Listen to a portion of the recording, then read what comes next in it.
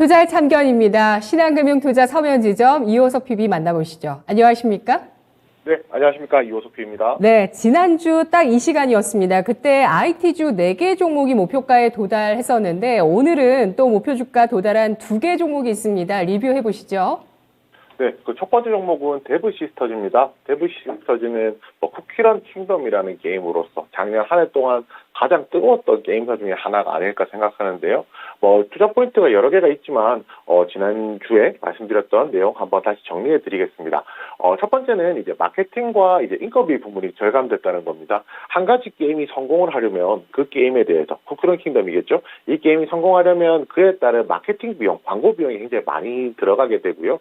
그리고 게임이 흥행을 했기 때문에 연말 4분기에 그 흥행에 대한 직원들에게 인센티브도 지급이 되는 그런 내용들이 있지 않습니까? 그래서 마케팅이나 인건비 차원에서 비용이 굉장히 높았었는데요.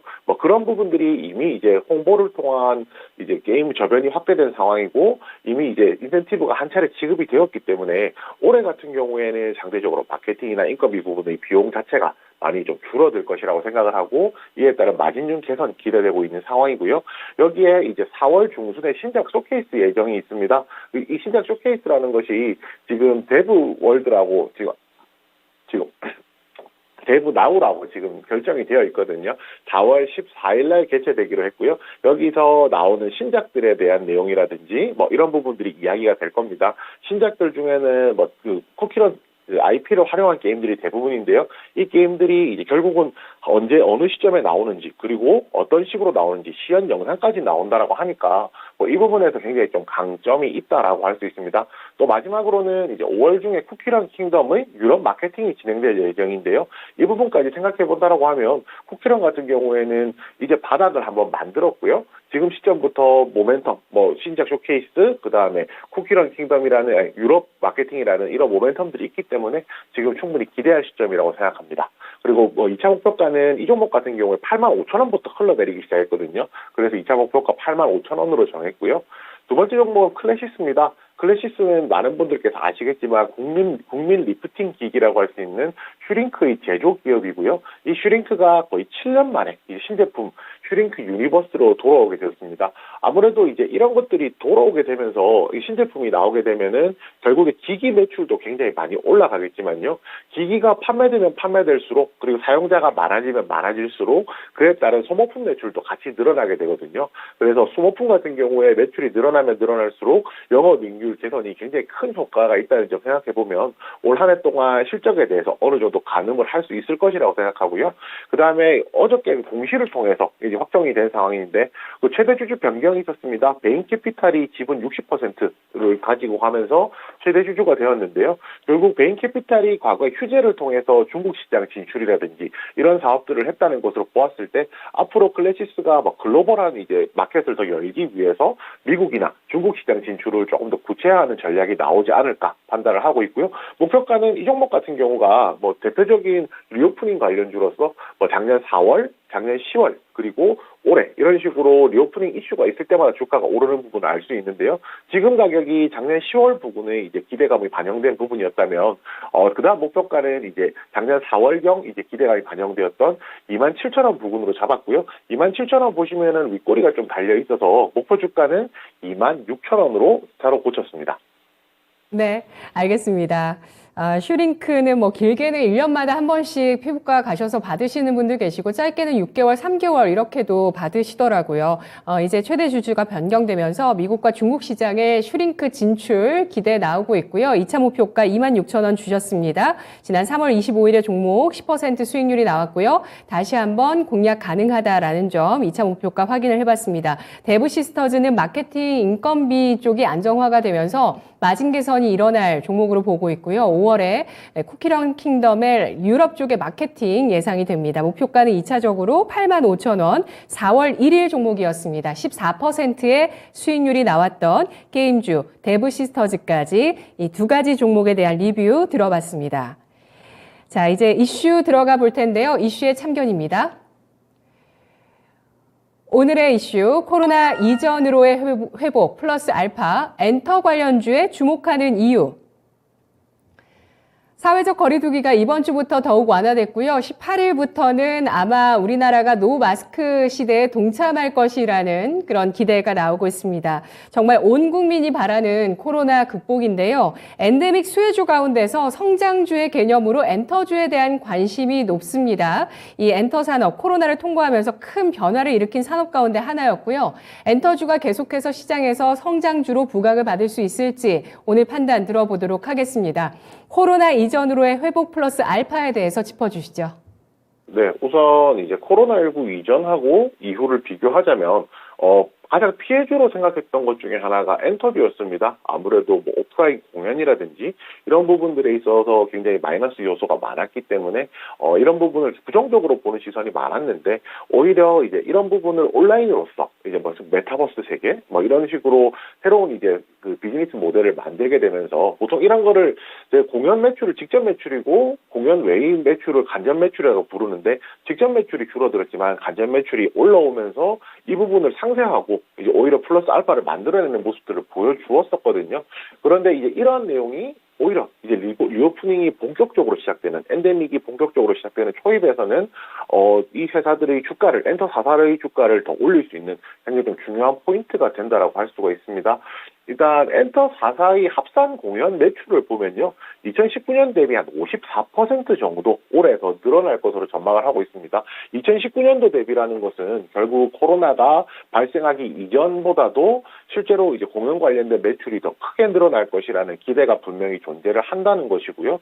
아무래도 이제 그 2019년에는 공연이라는 것을 제가 원하는 시간에 자유롭게 볼 수 있었다라고 하면 최근 2년 동안 그렇지 못했기 때문에 올해 같은 경우에 공연에 대한, 오프라인 공연에 대한 수요 자체가 훨씬 더 크게 늘어나지 않을까라고 전망을 하고 있습니다.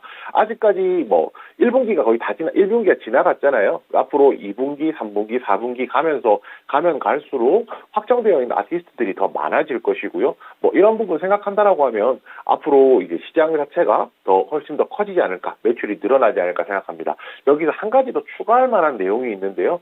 북미 시장에 대한 이야기를 해야 될 것 같습니다.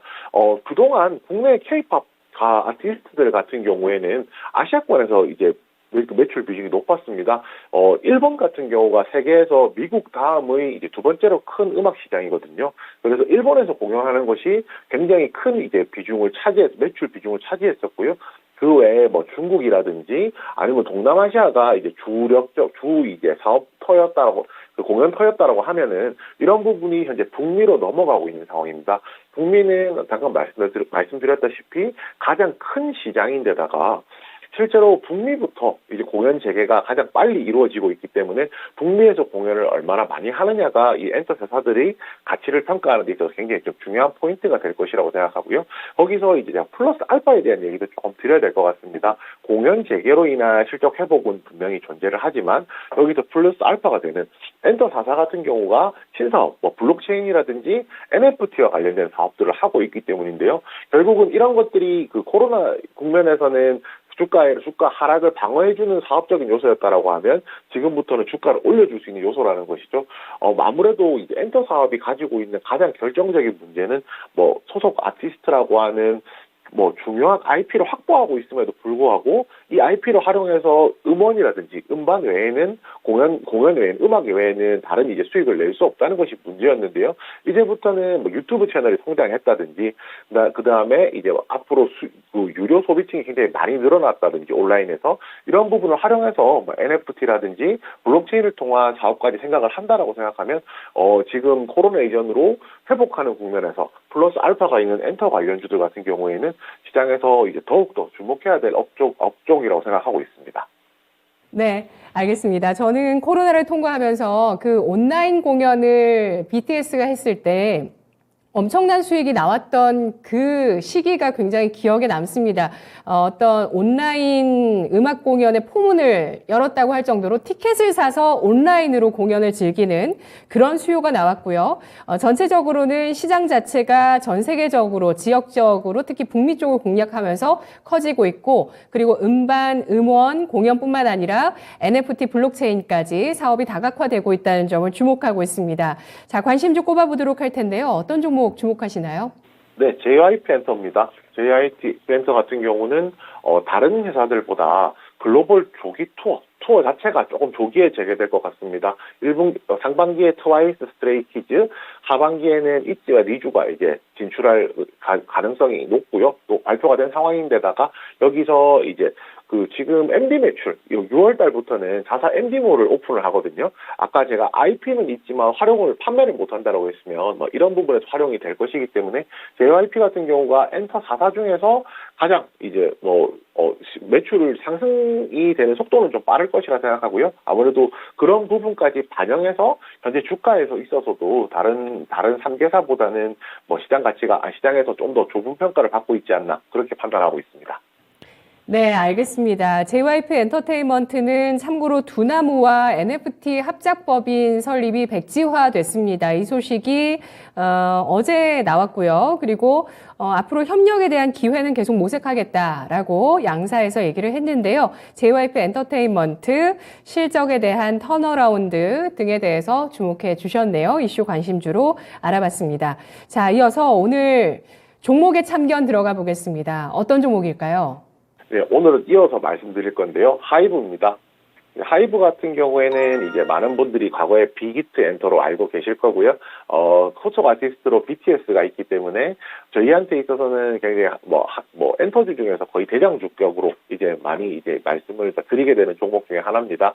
아까 앵커님께서 BTS의 온라인 공연에 대해서 말씀해 주셨었는데, 하이브 같은 경우에는 아티스트들이 오프라인 공연에도 이제 연내부터 재개를 하겠지만, 온라인 형식의 공연에 있어서도 굉장히 좀 강점을 띠고 있습니다. 그래서 온라인과 오프라인 양쪽을 다 아우르는 형식의 공연이 가능하기 때문에 그 공연 1회당 매출이 창출되는 수익이 좀 극대화될 수 있는 그런 좋은 장점이 있다라고 생각을 할 수가 있습니다.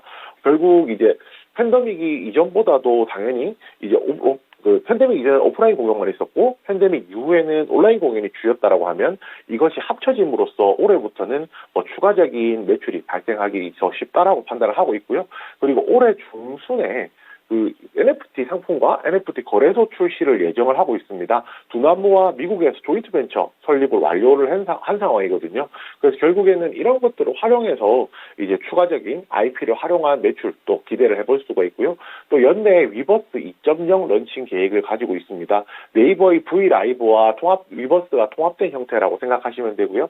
이 플랫폼을 단순히 합친 것이 아니라 앞으로 여기서 다양한 수익 창출을 할 수 있는 유무료 서비스를 런칭한다는 부분 생각해 본다라면 여기서도 기대를 해볼 수 있고요. 마지막으로 하나만 더 말씀드리면 지금 연내에 한 3개 정도의 신인그룹 런칭이 예상되어 있습니다. 아무래도 BTS의 소속사가 신인그룹을 내놓는 것이기 때문에 아무래도 시장에서 관심이 더 클 수밖에 없거든요. 더 주목받을 수밖에 없기 때문에 이 부분도 중요한 모멘텀 중에 하나가 된다고 생각합니다. 네, 가격 전략까지 이어서 말씀드릴 건데요. 매수가는 현재 지금 121선 돌파를 시도하고 있는 과정에 있기 때문에 돌파를 할 것이라고 생각하고 지금 현재까지 충분히 매수가 가능하다라고 생각을 합니다. 목표가는 이제 조금 더 올라선 가격이 36만 원으로 정했고요. 손절가 같은 경우에는 지금 이 종목 같은 경우가 121선과 61선 사이에서 지금 왔다 갔다 하고 있는 모습입니다. 박스권을 만들었는데 61선 이탈하는 가격인 27만 원으로 손절가 정했습니다. 네, 알겠습니다. 하이브 최초의 걸그룹이 어제 데뷔곡 일부를 선공개했는데요. 르세라핌입니다.